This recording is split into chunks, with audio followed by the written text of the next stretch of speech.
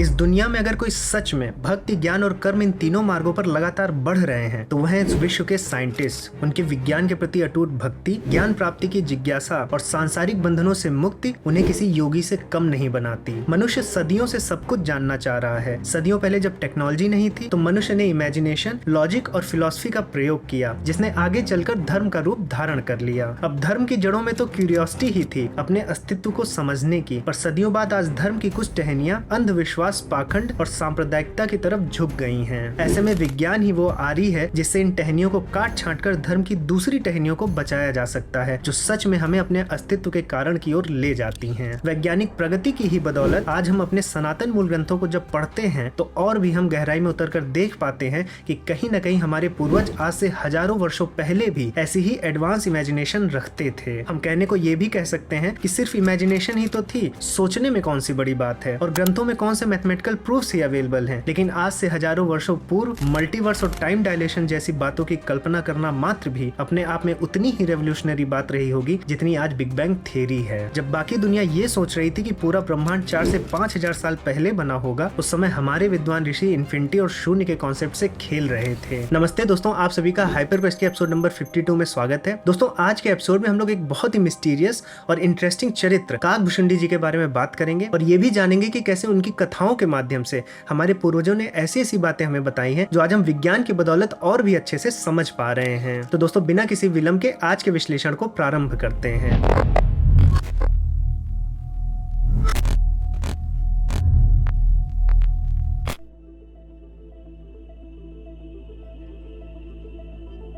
दोस्तों, सबसे पहले हम समझ लेते हैं कि काकभूषुंडी जी कौन थे और फिर उनके द्वारा सुनाई गई विचित्र कथाओं में जो छुपे रहस्य हैं उनको भी हम जानेंगे। दोस्तों, काकभूषुंडी जी का वर्णन वाल्मीकि रामायण और श्री रामचरितमानस दोनों ग्रंथों में हुआ है और अगर योग वासिष्ठ को देखें तो वहाँ पर उन पर कई अध्याय हैं। अब उनका नाम हमें बहुत ही इंटरेस्टिंग लगता है, काकभूषुंडी, और अगर आप यहाँ पर नाम को देखें तो काक का मतलब होता है कौवा और भूषुंडी का अर्थ लिया जाता है एक पौराणिक अग्नि शस्त्र से। एक तरह का ये हथियार होता था। आप अगर धनुर्वेद में भी देखें तो वहाँ पर 100 से भी ज्यादा हथियारों के बारे में बताया गया है और वहां पर एक हथियार था भूषुंडी, जो कि अग्नि से जुड़ा हुआ हथियार माना जाता था। अब दोस्तों, काकभूषुंडी जी हमेशा से कौवे के रूप में नहीं थे।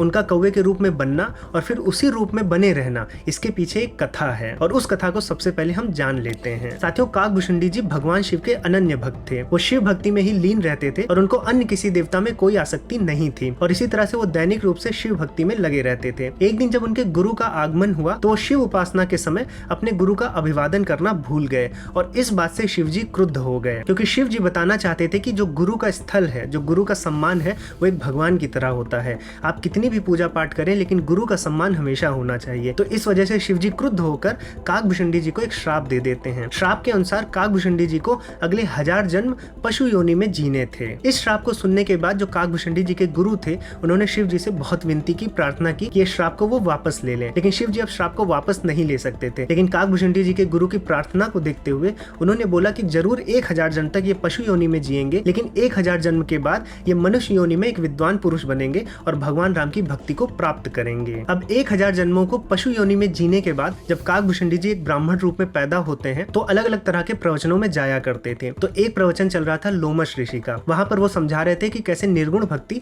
सगुण भक्ति से भी ऊपर है और ये बात काकभूषुंडी जी को पसंद नहीं आई और वहां पर उन्होंने लोमश ऋषि से बहस और विवाद करना शुरू कर दिया और इस बात विवाद से उन्होंने लोमश ऋषि को क्रोधित कर दिया और लोमश ऋषि ने काकभूषुंडी जी को यह श्राप दे दिया कि वो कौवा बन जाएं। लेकिन जब बाद में लोमश ऋषि को अपने श्राप पर पश्चाताप हुआ तो उन्होंने काकभूषुंडी जी को इच्छा मृत्यु का वरदान भी दे दिया। अब चूंकि कौवे के रूप में ही काकभूषुंडी जी को भगवान श्री राम का स्पर्श प्राप्त हुआ था तो इस वजह से उनको उस शरीर से प्रेम हो गया और फिर वो आजीवन जब तक उनकी इच्छा नहीं हुई वो कौवे के ही रूप में बने रहे और जगह जगह जाकर राम कथा का वाचन करने लगे। अब चूंकि काकभूषुंडी जी अनगिनत वर्षों तक जीवित रहे तो ऐसा माना जाता है कि उन्होंने रामायण को 11 बार और महाभारत को 16 बार देखा था और हर बार इन घटनाओं का परिणाम कुछ अलग ही था और इसी कारण से काकभूषुंडी जी की जितनी भी कथाएं हैं वो बहुत इंटरेस्टिंग है और अगर उनको मॉडर्न साइंस के पर्सपेक्टिव से पढ़ा जाए और समझा जाए तो हमें बहुत ढेर सारी मॉडर्न थ्योरीज देखने को मिलती हैं। मोस्टली ये कथाएं आपको योग वासिष्ठ में पढ़ने को मिल जाएंगी जो अपने आप में बहुत ढेर सारे कॉन्सेप्ट जैसे टाइम डायलेशन हो गया, मल्टीवर्स हो गया, क्वांटम फिजिक्स हो गई, इस तरह के कॉन्सेप्ट्स को अपने अंदर समेटे हुए हैं। दोस्तों, अगर आपको भी हमारे यूनिवर्स में छुपे रहस्यों में इंटरेस्ट है और आप वैज्ञानिक दृष्टिकोण रखते हैं तो मैं आपको रिकमेंड रिकमेंड करूंगा कि आप कुकू एफएम पर डिकोडिंग यूनिवर्स ऑडियो बुक को जरूर सुने। इस ऑडियो बुक में आपको बहुत ही सरल भाषा में quantum theory, multiverse, time dilation, Doppler effect और होलोग्राम इफेक्ट जैसे कठिन सब्जेक्ट्स को भी समझाया गया है। और जब इन सब्जेक्ट्स में आपको जनरल नॉलेज होती है तो आप अपने यूनिवर्स को एक नए पर्सपेक्टिव से देखना शुरू करते हैं। और ऑडियो बुक्स को आप कहीं भी सुन सकते हैं, ना आपको किताबें संभालने की जरूरत है और ना ही आपको नोट्स बनाने के लिए कोई अलग से नोटबुक बनानी है। कुकू एफएम पर ही मेक अ नोट करके एक फीचर है जहां पर आप अपने इंपॉर्टेंट नोट्स को फ्यूचर के लिए लिख सकते हैं। और दोस्तों, कुकू एफएम पर केवल पॉपुलर साइंस ही नहीं बल्कि अन्य कैटेगरीज में भी 10,000 से भी ज्यादा ऑडियो बुक्स अवेलेबल हैं जो आपको मंथली केवल 99 रुपीज में सुनने को मिल जाती हैं। लेकिन अगर आप कूपन कोड HYPER50 को यूज करेंगे तो आपको पहले महीने का सब्सक्रिप्शन 99 रुपीज की जगह 49 रुपीज में ही मिल जाएगा। तो दोस्तों, आज ही कुकू एफएम को डाउनलोड करें। मैंने ऐप की लिंक नीचे डिस्क्रिप्शन बॉक्स में दे दी है। दोस्तों, आप काकभूषुंडी जी द्वारा सुनाई गई विचित्र कथाओं की साइंटिफिक स्टडी करते हैं।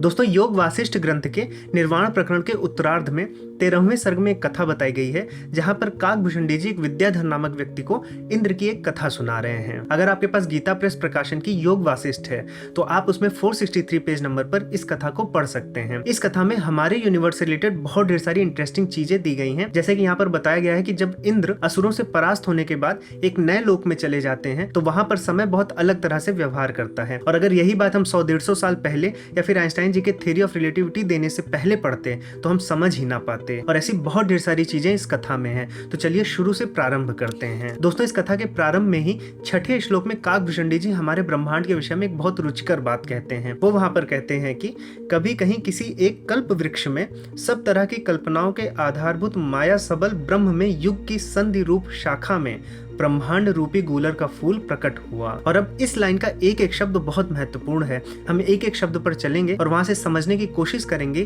कि किस प्रकार का आधुनिक विज्ञान वहां पर छुपा हुआ है। यहाँ पर सबसे पहले काकभूषुंडी जी कह रहे हैं कि कभी कहीं किसी एक कल्प वृक्ष में, तो सबसे पहले बोला है कभी और कहीं।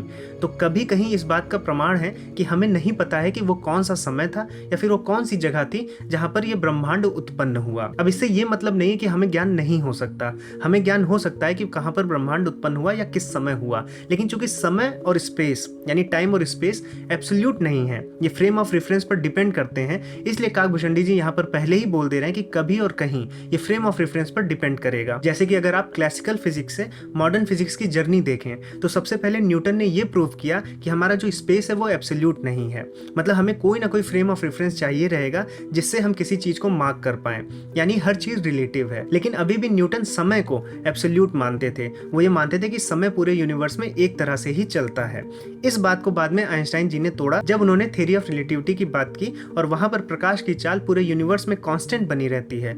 इस सिद्धांत से ये प्रूफ किया कि प्रकाश की चाल को मैच करने के लिए समय को अपने आप को घटाना या बढ़ाना पड़ता है। और उसके बाद ये प्रूफ हो गया कि समय भी एब्सोल्यूट नहीं है, ये अलग अलग ऑब्जेक्ट्स के लिए उनकी रफ्तार के अनुसार चेंज होते रहता है। तो ये जो दोनों चीजें हैं, टाइम और स्पेस, ये दोनों एब्सोल्यूट नहीं है, रिलेटिव है। इसलिए हम यहाँ पर देख सकते हैं कि काकभूषुंडी जी का जो पहला स्टेटमेंट है उसमें पहले ही कहा गया है कि कभी और कहीं, मतलब किसी समय पर और किसी जगह पर, और ठीक ठीक उसका ज्ञान नहीं बताया गया है। उसके आगे काकभूषुंडी जी बोलते हैं कि किसी एक कल्प वृक्ष में। तो यहाँ पर ध्यान देने योग्य है कि उन्होंने सृष्टि की तुलना किससे की है? कल्प वृक्ष से। अब अगर कल्प वृक्ष शब्द को देखें तो एक कल्प और वृक्ष से बना है। कल्प शब्द को वेदों में अगर देखा जाए तो वहां पर कल्प शब्द को सामर्थ्य के लिए प्रयोग में लाया जाता है कि कोई भी चीज जो सामर्थ्यवान होती है उसको कल्प बोलते हैं। और साथ में वृक्ष का हमें अर्थ पता ही है कि वृक्ष ट्री को कहते हैं। अब वृक्ष क्यों कहा गया है ये बहुत इंटरेस्टिंग है, इसको हम आगे समझेंगे। लेकिन सृष्टि को कल्प वृक्ष कहा गया है, मतलब कि ऐसा वृक्ष जिसमें सामर्थ्य हो। और साथ में यहाँ पर यह भी बोला गया है कि किसी एक कल्प वृक्ष में, यानी कि किसी एक का मतलब यहाँ पर यह है, ये इंडिकेट कर रहा है कि बहुत ढेर सारे कल्प वृक्ष हो सकते हैं। लेकिन जब हमारे ब्रह्मांड की बात हो रही है तो किसी एक कल्प वृक्ष में, यानी कि सृष्टि भी एक नहीं है, कई ढेर सारी सृष्टियां हैं। अब यहाँ पर सृष्टि का अर्थ हमारे ब्रह्मांड या यूनिवर्स से नहीं है, वो तो हम आगे समझेंगे। ब्रह्मांड और यूनिवर्स तो उस सृष्टि का एक भाग है। सृष्टि कई सृष्टि भी बताई गई हैं। तो जब सृष्टियां कई हैं उसमें से जब हम अपने ब्रह्मांड की बात कर रहे हैं तो किसी एक सृष्टि को चुना गया है, वो एक कल्प वृक्ष की यहाँ पर बात हो रही है। और ब्रह्मांड उसका एक भाग है जिसको आगे काकभूषुंडी जी ने समझाया है। वो आगे कहते हैं कि युग की संधि रूपी शाखा में ब्रह्मांड रूपी एक गूलर का फल प्रकट हुआ।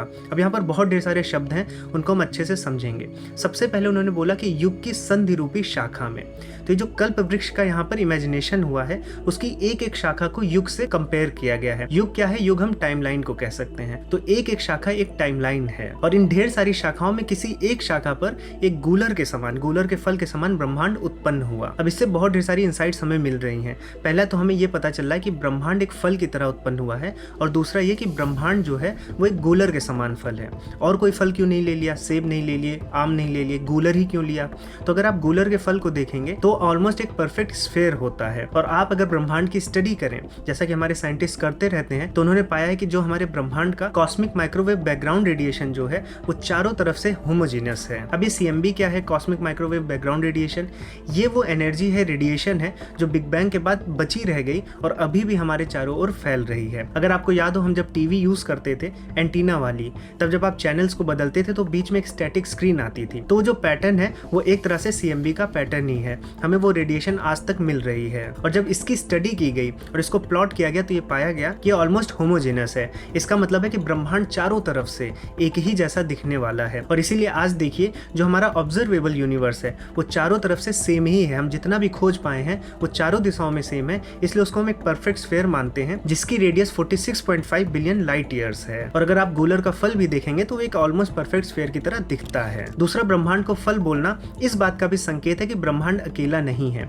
एक सृष्टि में कई ब्रह्मांड हो सकते हैं क्योंकि एक पेड़ पर एक फल तो लगता नहीं, अलग अलग शाखाओं में अलग अलग फल लग सकते हैं। अलग अलग शाखाएं अलग अलग टाइमलाइंस को दिखाती हैं और इन टाइमलाइंस पर अलग अलग तरह के ब्रह्मांड जन्म लेते रहते हैं और मरते रहते हैं। तो यहाँ पर हम देख सकते हैं कि काकभूषणी जी अपनी कथा के माध्यम से मल्टीपल यूनिवर्स की भी धारणा को व्यक्त कर रहे हैं। तो इस तरह से हम देख सकते हैं कि एक ही श्लोक में काकभूषणी जी कई तरह की आधुनिक विज्ञान की जो थ्योरीज हैं उनको समझा रहे हैं। अब दोस्तों इस कथा में आगे ये होता है कि एक पर्टिकुलर टाइमलाइन के इंद्र असुरों से युद्ध करने जाते हैं और दुर्भाग्यवश वो असुरों से हार जाते हैं और फिर उन असुरों से जान बचाते हुए वो भागने लगते हैं और ऐसा कोई स्थान ढूंढने लगते हैं जहां पर वो छुप पाए या विश्राम कर पाए। जब उन्हें ऐसा कोई स्थान मिलता नहीं है या फिर छुप नहीं पाते हैं तो अपने आप को एक अणु रूप में परिवर्तित कर लेते हैं और सूर्य के प्रकाश में अपने आप को स्थापित कर देते हैं। इस पूरी घटना को 18वें और 19वें श्लोक में बताया गया है। वहां पर बोला गया है कि अपने छिपने का किंचित अवसर पाकर वह अपने स्थूलाकार संकल्प को अपने अंतःकरण के अंदर ही सूक्ष्म भूत में विलीन करके अत्यंत अणु बनकर बाहर सूर्य की किरणों के कोश में स्थित किसी एक तृण रेणु के अपने संविद्रूप प्रवेश संकल्प से ऐसे प्रविष्ट हो गया जैसे पद्म कोश के भीतर मधुकर प्रविष्ट हो जाता है। अब यहाँ पर जो तृण रेणु की बात हुई है या फिर जिसे त्रिश रेणु भी कहते हैं, वो हो सकता है कि फोटोन हो। अब हम ये क्यों इसलिए कह रहे हैं क्योंकि जब एक बार वो सूर्य में स्थापित हो जाते हैं, सूर्य के प्रकाश के कणों में, तो उसके बाद उनके लिए समय रुक सा जाता है। वो युद्ध के विषय में भूल जाते हैं और फिर वो वहीं उसके अंदर ही अपनी इच्छा के अनुसार एक नए राज्य को खड़ा करते हैं। दोस्तों आप सभी को पता ही होगा कि जो भी वस्तु प्रकाश की वेग से चलती है, जिसकी स्पीड ऑफ लाइट के बराबर हो जाती है, उसके लिए समय जो है रुक सा जाता है। और यही चीज इंद्र के भी साथ हुई। जैसे ही वो स्पीड की लाइट से ट्रेवल करने लगे तो उनके लिए भी डायमेंशन चेंज हो गई, समय रुक सा गया और वो पुरानी चीजें भूल गए और नई चीजों में अपने आप को लगा लिए। और यहाँ पर काकभूषणी जी ने भी उनकी टाइमलाइन के भी विषय में विस्तृत वर्णन किया है। वहां पर उन्होंने बताया कि जो इंद्र का पुत्र होता है वो अगला इंद्र बनता है और उसका पुत्र अगला इंद्र। तो जो मैंने एक वीडियो की थी जहां पर यह समझाया था कि वेदों में इंद्र परमेश्वर है और पुराणों में इंद्र कैसे धूर्त हो गए, तो उसकी इंसाइट भी हमें इस कथा में मिलती है कि इंद्र एक पदवी है कथाओं में और पुराणों में। वेदों में तो इंद्र साक्षात परब्रह्म को ही बोलते हैं, लेकिन पुराणों में एक पदवी हो जाती है। तो ये बात भी हमें इस कथा से पता चलती है। दोस्तों इसके बाद एक और बहुत फेमस थ्योरी है यूनिवर्स को लेके, होलोग्राफिक थ्योरी। और इस थ्योरी के भी विषय में हमें कुछ सर्ग पहले 7वें और 8वें सर्ग में काकभूषणी जी की कथा के माध्यम से पता चलता है।